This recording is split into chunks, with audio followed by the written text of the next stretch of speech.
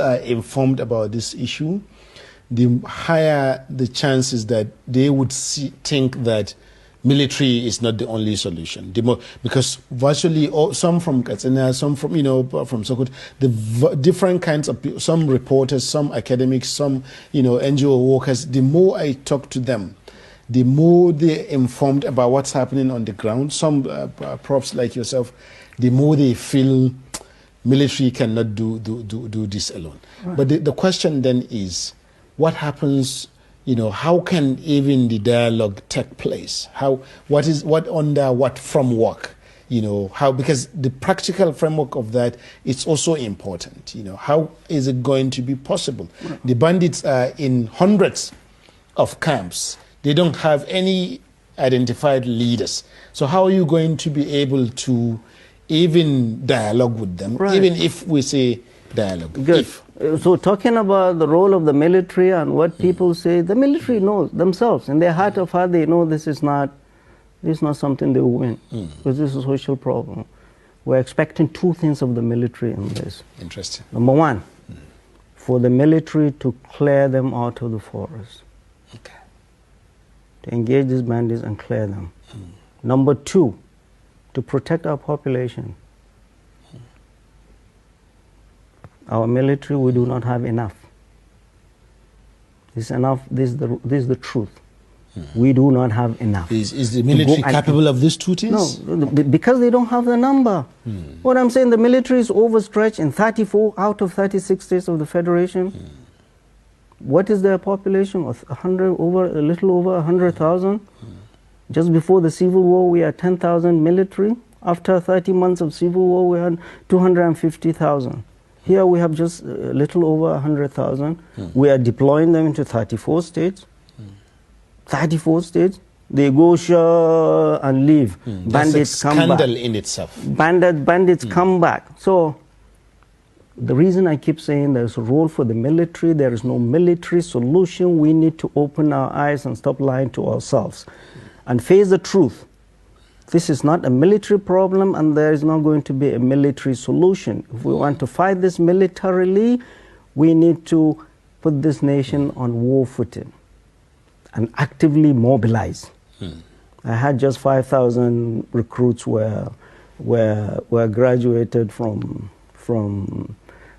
depot. Okay. That's nothing. That's nothing.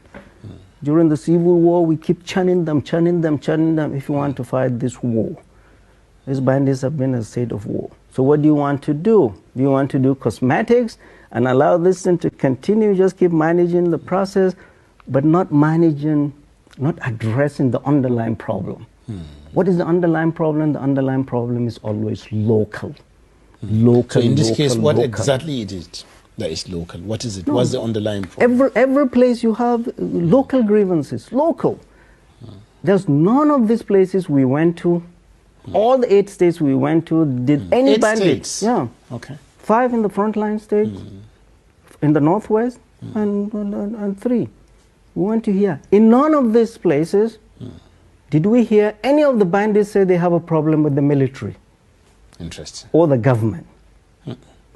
This is in sharp contrast to Boko Haram.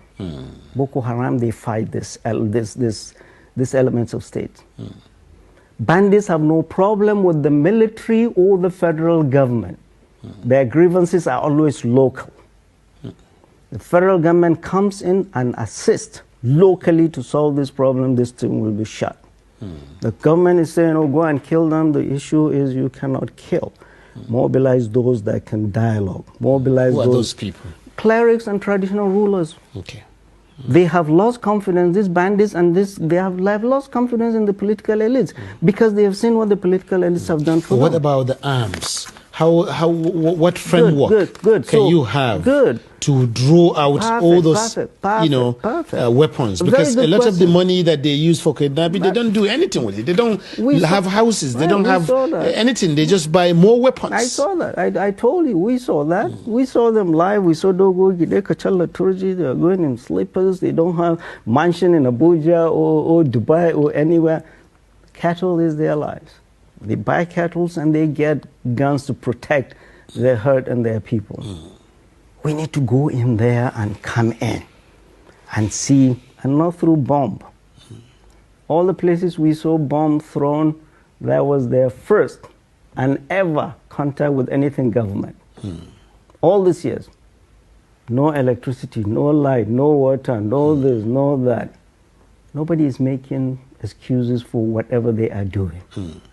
We have to find a way to come in and break the cycle of violence. How do you do that? They are people that they trust, all sides trust. Traditional rulers and clerics have traditionally been the security network of local communities in the north. That is why when governors come, and he said it in his interview with Arise, the president said, when these governors come, he sends them back to their states and say, go and take care of your problem. Go and use the traditional, but you have not empowered them. Empower what them. specifically can the president do in this situation, since the problems are local? A lot. What can a president do? Not just this president, any president, because Nigerian president, once you are in the office, it doesn't matter where you come from. The role has to be played as a Nigerian person, rather than where you come from. If you ask me, if I'm the president today, what will I do? I will find people on both sides that both sides will listen to. Okay. And these people exist? Absolutely. We saw clerics. Okay. We saw clerics. And the purpose of our going there was to, first one, to open a channel of communication, which we were able to do, to build trust. There is so much mistrust because of reneging of dialogues all through. You have to have open a channel of communication, build trust. They are not going to trust soldiers, or they are not going to trust government or politicians. Who do they trust? Bring them in, wherever they are. Bring them in. And how do you get a ceasefire? Ceasefire has to be bilateral. Ceasefire, bandits will not drop their arms, we have them. Will not drop their arms, will not disarm unilaterally vigilantes. They fear vigilantes more than they fear the army. Interesting. Yes. We've heard that in Niger, we've heard that. They will tell us, Sheikh, if you are really here for peace, what are you going to do with vigilantes? Nobody will tell us, oh, they're afraid of... But these communities in Niger, in Sokoto, in Katsina, and so on, believe that the vigilantes are their frontline protectors as well, because the police and other state agencies are missing. Yeah, that's communities, yeah. Yes, right, the communities, yeah, yes. So this is the, so how did vigilantes come? Vigilantes came because of bandits. How did bandits increase their distance? Because vigilantes are continuing. So it's a vicious cycle that sane and honest leadership needs to come in between, and because there's not going to be peace, I tell you, in this country based on throwing bombs. Problems need to be sorted out locally. We have heard how this thing is continuing in Zamfara, why it is continuing. You ask yourself, like, why did they kill 200 people in Zamfara? Why? I mean, any human being would ask himself, why this? Why? These are human beings you're killing. Even 20 chicken, you won't this kill is a lot and feel to kill. it. For goodness sake. And these are innocent souls. Yes. If it is combatants, they are fighting you, you kill them, it's understandable. But these are innocent souls, women and children and the aged, you just kill them. For what? You need to go and understand why. How did we get here? Is throwing more bombs the solution? Is it going to solve any problem? Is bombing the whole forest going to solve any problem?